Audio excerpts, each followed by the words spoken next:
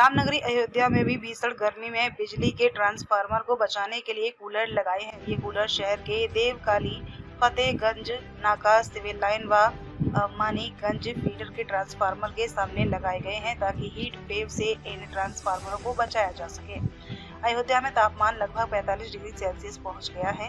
Power transformer के 75 degree Celsius तापमान को मेंटेन रखने के लिए ट्रांसफार्मर के सामने दो कूलर लगाए गए हैं। अधिशासी अभियंता प्रदीप कुमार वर्मा ने बताया कि इस समय गर्मी बहुत ज्यादा पड़ रही है। नॉर्मल टेम्परेचर इस समय 45 डिग्री सेल्सियस के आसपास है। विद्युत उपकेंद्रों के पावर ट्रांसफार्मर के सामने दो कूलर लगाए गए हैं। उन्होंने बताया कि 45 डिग्री सेल्सियस तापमान बनाए रखने के लिए ये कूलर लगाए गए हैं। अधिशासी अभियंता प्रदीप वर्मा ने बताया कि विद्युत इक्विपमेंट 75 डिग्री सेल्सियस पर डिजाइन किए गए हैं, इसलिए 75 डिग्री सेल्सियस के ऊपर तापमान जाने पर ट्रांसफार्मर की कैपेसिटी घट जाती है। देखिए, इस समय चूंकि गर्मी बहुत ज़्यादा पड़ रही है तो नॉर्मल टेम्परेचर जो है वो लगभग 45 डिग्री से 50 डिग्री के आसपास है।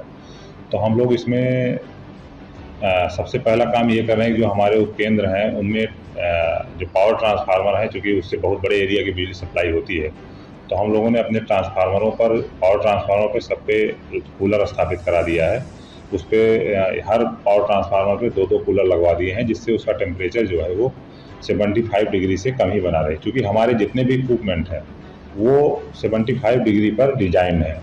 तो वो जब उनका टेम्परेचर 75 डिग्री से ऊपर जाने लगता है तो उनकी कैपेसिटी घट जाती है। अतः हम लोगों के लिए सबसे प्रायोरिटी यही है कि अपने इक्विपमेंट को ठंडा रखें और जिससे उसकी कैपेसिटी अच्छी बनी रहे।